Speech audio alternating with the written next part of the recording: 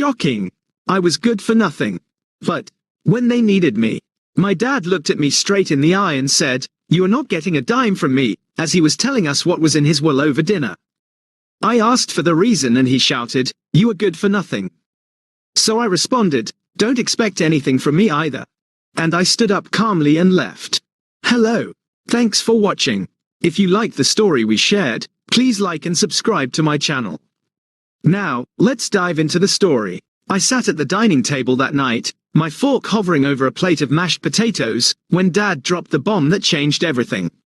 We were all there, Mom, my 3 younger siblings, and I, the eldest at 42, cramped around the same scratched oak table we'd used since I was a kid. Dad, Robert, cleared his throat, his grey eyes locking onto mine. "I've made up my will," he said, voice like gravel. "Max, you're not getting a dime." The words hit me like a punch to the gut. I'd spent 20 years in the family hardware business, hauling lumber, fixing books, keeping it alive while my siblings chased their own lives. I stared at him, waiting for the punchline, but his face was stone. Mom shifted in her seat. Her fingers were twisting a napkin, but she said nothing. My sister Eva smirked, and the twins, Mark and Luke, just looked down. I swallowed hard and asked, "Why?" Dad's eyes narrowed, and he slammed his fist on the table, making the plates jump. "Because you're good for nothing," he roared. The room went dead silent, except for the echo of his voice in my skull. Good for nothing? Me? The one who'd skipped college, worked weekends, and patched every leak in his sinking ship. My chest tightened, but I wouldn't let him see me crack. I'd heard his jabs before, but this was different. This was final. I pushed my chair back, the scrape loud against the hardwood floor. "Fine," I said, my voice steady despite the storm inside me. "Then don't expect anything from me either." Dad's jaw dropped, like he hadn't expected me to bite back. Mom whispered my name, but I was already on my feet. Eva muttered something snide under her breath, and the twins just gaped. I didn't care. I turned and walked out, the slam of the screen door my goodbye. In my room upstairs, I stood frozen, staring at the faded football trophies on my shelf. Those were from high school, back when Dad still clapped me on the back and called me his right hand. Now I was nothing to him. My hand shook as I yanked open my closet, pulling out shirts and jeans. I'd given him everything, my time, my sweat, my dreams, and he'd thrown it in my face. I couldn't stay here, not anymore. Mom found me as I stuffed the duffel bag, her eyes red. "Max, please," she said, voice trembling. "He didn't mean it. You know how he gets." I zipped the bag shut and faced her. "He meant it, Mom. He always means it." She reached for my arm, but I stepped back. Ellen, she'd always been the peacemaker, smoothing over Dad's edges, but this wasn't fixable. I'd been the glue, and now I was done holding it together. Downstairs, the dining room was empty when I passed through, the half-eaten meal still on the table. No one came after me, not even to argue. I grabbed my coat from the rack by the door, the one I'd worn through every winter shift at the store. My siblings didn't get it. They'd never had to. Eva was a hairdresser with her own salon. The twins were off at college, coasting on Dad's dime. Me? I'd stayed. And for what? I stepped outside, the night air sharp against my face, and headed for my truck. The engine sputtered to life, and I glanced back at the house one last time. The curtains didn't move. No one watched me go. My whole life was in that house, Al. Every late night balancing the books, every early morning unloading deliveries, and Dad had just erased it. I gripped the wheel, my knuckles white, and told myself I wasn't running. I was choosing. The town blurred past as I drove to the edge of it, past the hardware store with its crooked sign, Miller's Home Solutions. My name was on that sign, even if Dad never saw it that way. I'd build it with him, brick by brick, but he'd made it clear it wasn't mine. My throat burned, but I didn't cry. I'd save that for later, when the shock wore off and the anger settled in. I pulled into the bus station lot just before midnight, the fluorescent lights buzzing overhead. My truck wasn't worth much, but it'd get me cash if I sold it. I bought a ticket to Riverton, some industrial city 3 hours away I'd only heard about in passing. It didn't matter where. I just needed out. I slung my duffel over my shoulder and climbed aboard, the doors hissing shut behind me. This wasn't the end, I told myself. It was the start. As the bus rumbled out of town, I leaned my head against the window, Dad's words still ringing in my ears. Good for nothing. I'd prove him wrong, not for him, but for me. I didn't know how yet, but I'd figure it out. The road stretched ahead, dark and endless, and for the first time in years, I felt something like freedom. It hurt, but it was mine. I woke up the next morning in my childhood bed, the sting of Dad's words still fresh, like a bruise I couldn't stop pressing. The house was quiet, but I knew Mom would be downstairs soon, trying to patch things up like always. I didn't give her the chance. I grabbed my duffel, already packed from the night before, and slipped out before anyone stirred. My truck keys jangled in my pocket as I headed for the door, every step heavier than the last. Outside, the town felt smaller than ever, like it was shrinking around me. I drove to the bus station, sold my truck to a guy with a wad of cash and no questions, and pocketed the money, barely enough for a fresh start, but it'd do. The bus to Riverton pulled up, its engine rumbling like a promise. I climbed aboard, found a seat near the back, and watched my past fade through the streaked window as we rolled out. Riverton hit me like a wall of noise and steel when I stepped off 3 hours later. It was all factories and smokestacks, a city that didn't care who you were or where you'd been. I checked into a motel with peeling paint and a flickering neon sign, handing over half my cash for a week's stay. The room was cramped, the mattress lumpy, but it was mine. For the first time in years, I wasn't sleeping under Dad's roof. Finding work wasn't easy. I spent days pounding pavement, my boots wearing thin as I went from warehouse to warehouse. Most places didn't even let me pass the front desk, too old, too inexperienced outside the family store, they said. My stomach growled and my savings dwindled to a few crumpled bills. I'd lie awake at night, replaying Dad's voice. Good for nothing. It fueled me, kept me moving when I wanted to give up. One morning, I walked into a steel plant on the edge of town, its gates towering over me. The foreman, a guy named Ethan with a handshake like a vice, sized me up. You ever lift anything heavier than a hammer? He asked. I told him I'd hauled lumber for 20 years. He grunted, handed me a hard hat and said, start tomorrow. It wasn't much minimum wage, 12-hour shifts, but it was a lifeline. My first day nearly broke me. The heat from the furnaces hit like a fist and the clang of metal rang in my ears long after I clocked out. I carried steel beams until my shoulders screamed. My hands blistered and raw. The other workers barely spoke, just nodded as I kept pace. I didn't care about making friends. I needed the paycheck.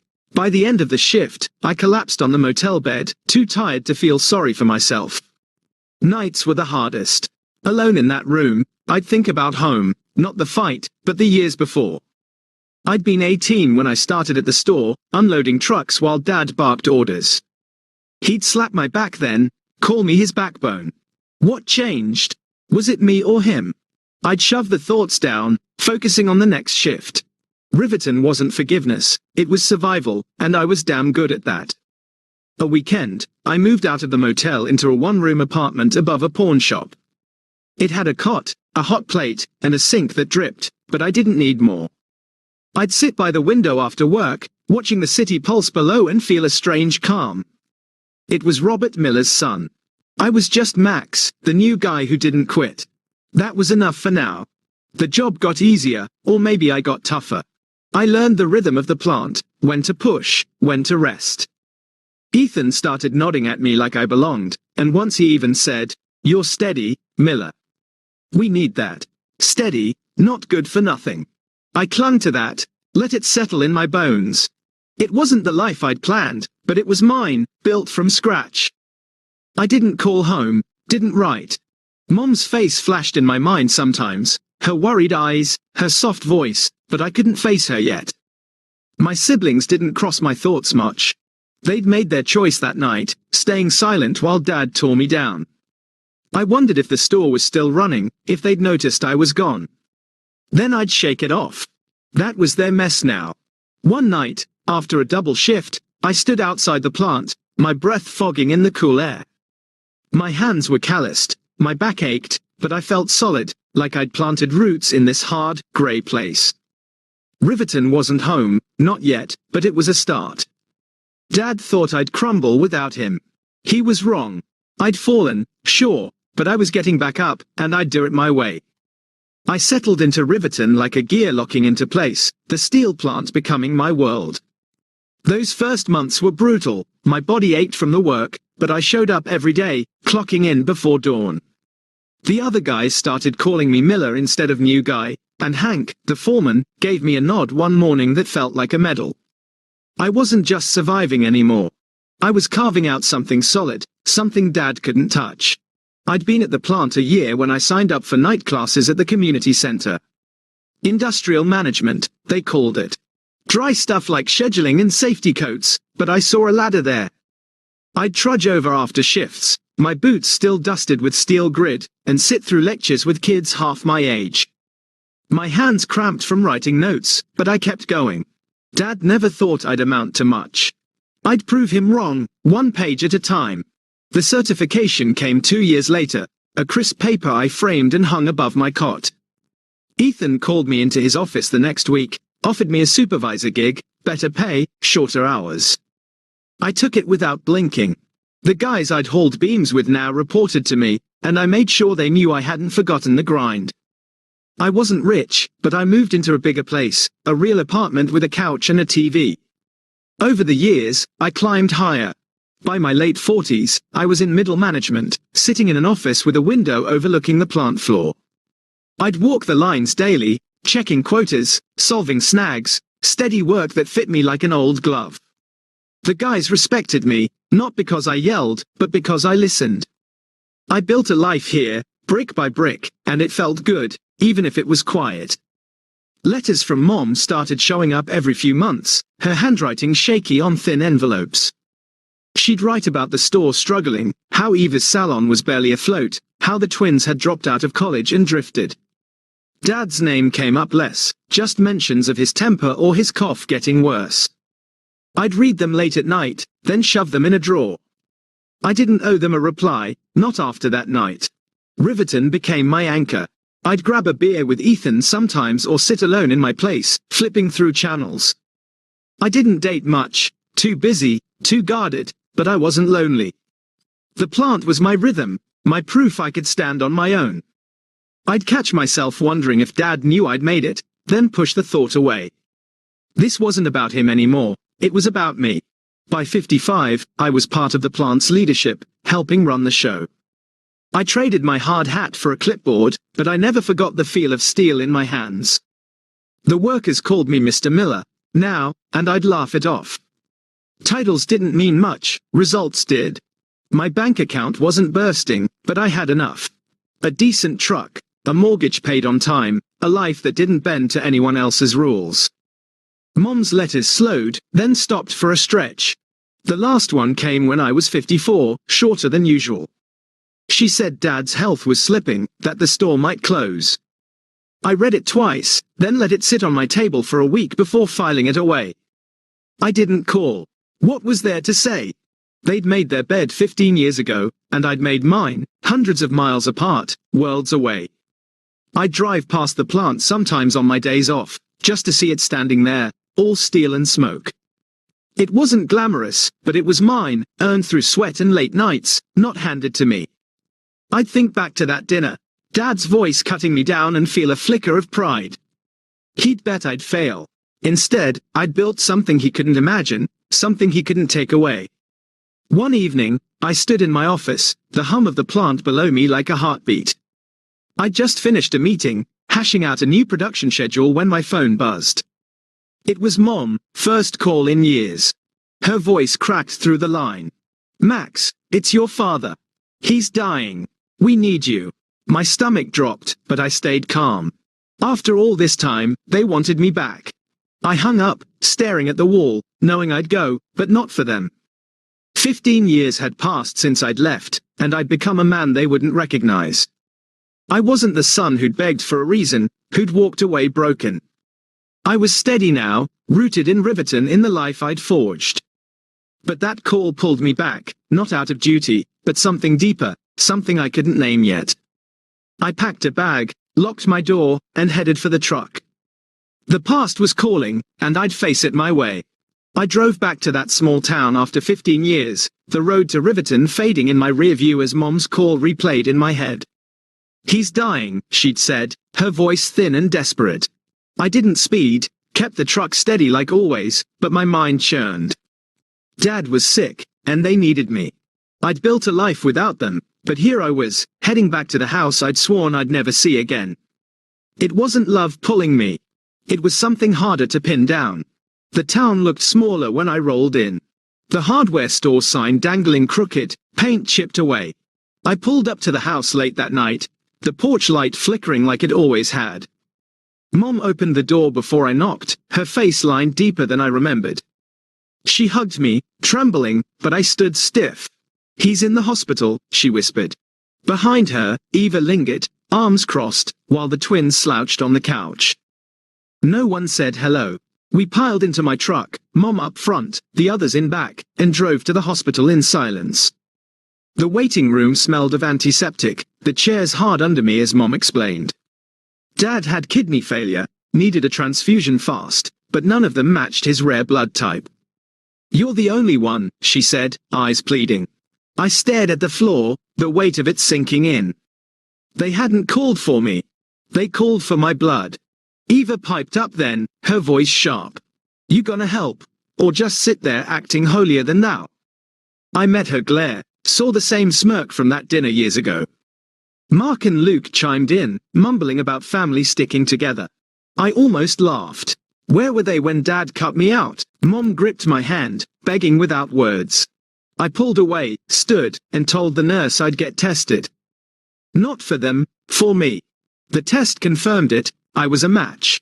They wheeled me into a room, hooked me up, and I watched my blood flow through the tube, red and steady. Mom hovered, thanking me over and over, but I didn't respond. Eva paced, muttering about how I'd always been stubborn. The twins just stared at their phones. I lay there, feeling the needle pinch, thinking about the irony, Dad's life in my hands after he'd thrown mine away. When it was done, they took me to his room. Dad lay there, hooked to machines, a shriveled version of the man who'd bellowed at me. His eyes fluttered open, cloudy but sharp enough to recognize me. "Max," he rasped, voice weak. I stood at the foot of the bed, arms crossed, saying nothing. Mom sobbed quietly. Eva hovered like she expected a hallmark moment. I wasn't giving them one. I turned to Mom, my voice low but firm. "I did this because I'm a good person, not because you're my family. You lost that right 15 years ago." Her face crumpled, but she nodded like she'd known it was coming. Eva scoffed, called me cold. The twins shifted, uncomfortable. Dad just watched, too weak to argue. I didn't care what they thought. I'd said my piece, and it was true. The doctor came in, said the transfusion worked. Dad would pull through for now. I nodded, grabbed my jacket, and headed for the door. Mom called after me. "Stay, please," but I kept walking. I'd done what I came for, saved him, not them. The hospital hall stretched long and wide as I left, my boots echoing. I didn't look back, didn't need to. They weren't my burden anymore. In the parking lot, I leaned against my truck, staring at the sky. I'd expected anger, maybe relief, but all I felt was calm. I'd faced them, stood my ground, and walked away whole.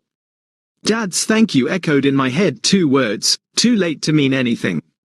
I'd given him life, but I wouldn't give him me. That was mine to keep, earned through years he'd never understand. I climbed into the truck, the engine rumbling to life, and drove past the house one last time. The porch light still flickered, but it wasn't home. It hadn't been for years. My siblings could stew in their mess. Mom could keep patching Dad's cracks. I'd built something better in Riverton, something they couldn't touch. The road opened up ahead, and I pressed the gas, ready to leave it all behind again. Back in Riverton, I'd sleep in my own bed that night, the plant waiting for me come morning. I wasn't the son who'd begged for a reason anymore. I was the man who'd made his own. They'd pulled me back, but they couldn't hold me. I'd done right by my conscience, not their guilt. That was enough, more than they deserved. I drove back to Riverton that night, the hospital fading in my rear view like a bad dream. The road stretched dark and quiet. My trucks hummed the only sound as I left Dad, Mom, and the whole mess behind. I'd saved him given my blood, not my forgiveness, and that was where it ended. My hands gripped the wheel steady, my mind clear. I'd faced them, said what I needed, and walked away. This time, it felt final. I got home past midnight. My apartment waiting like an old friend. I dropped my bag by the door, sank onto the couch, and let the silence settle. No calls followed, no desperate voicemails from Mom. Good. I'd drawn my line in that hospital room, and they'd heard it loud and clear. I wasn't their fallback anymore. I was done carrying their weight. My life was here, built from my own hands. The next morning, I went back to the plant, slipping into my routine like I'd never left. The office buzzed with the usual production logs, shift changes, and I dove in, clipboard in hand. Ethan clapped me on the shoulder, asked how it went. Settled some old business, I said, and he didn't pry. The workers nodded as I passed. Their trust earned over years. This was my place, not that house I'd just left. A week later, Mom's last letter came, short and shaky. Dad was stable, she wrote, but weaker every day. The store was shuttered now, sold off to pay bills. Ginny had moved away, the twins were scrambling for jobs. She didn't ask me to call, just signed it, Love, Mom. I read it once, folded it, and tucked it in the drawer with the others. It was their story now, mine was different. I'd drive by the plant sometimes, just to see it standing there, all steel and purpose. 15 years ago, I'd stumbled into this city with nothing but a duffel and a grudge. Now I had a title, a mortgage, a life that fit me. Dad thought I'd collapse without him, called me worthless to my face, but I climbed higher than he ever did. That was my victory, quiet as it was. One night, I stood in my office after a long shift, the plant floor glowing below. The machines hummed steady, a rhythm I'd mastered. I thought about that dinner, the way Dad's words had cut, the way I'd walked out. It hurt then, burned deep, but it didn't anymore. I turned it into fuel, built something he couldn't imagine. He'd never know, and I didn't need him to. I kept busy, kept moving. Meetings with the plant owners, tweaks to the line, work filled my days, and I liked it that way. Sometimes I'd grab a coffee alone, watch the city pulse outside the diner window. People asked if I'd go back, visit Dad before the end. I'd shake my head, say I'd done enough. They didn't get it, but they didn't have to. My peace was mine. Dad died a month later, Mom's call short and soft. He's gone, Max, she said, and I heard her tears. I told her I was sorry, meant it for her sake, and hung up. No funeral for me. I'd said my goodbye in that hospital room. Eva and the twins handled it. I figured. They'd lean on Mom, like always. I sent flowers, left it at that. Standing in my kitchen that night, I poured a glass of water and looked around. The place wasn't fancy, plain walls, a table I'd built myself, but it was home. I didn't need more. I'd spent years proving a point, not to Dad, not to them, but to me. I'd fallen hard when I left, but I'd gotten up, step by step, and stood taller than ever. The plant kept running, and so did I. I'd walk the floor, check the numbers, keep things steady, same as always, but lighter now. Dad's death didn't shake me like I'd thought it might. I'd already let him go, back when I gave my blood and walked away. Mom would manage. My siblings would stumble on. They weren't my fight anymore. I'd won mine years ago. One evening, I stood at my office window, the smokestacks cutting the horizon. A faint smile tugged at my lips, unforced, real. I'd started over at 42, broken, bruised, and made it to 57 with something solid. Not wealth, not fame, just a life I could stand behind. Dad's voice, good for nothing, was a ghost now, powerless. I'd buried it under steel and time. I turned off the light, locked the door, and headed home. The city thrummed around me, alive and mine.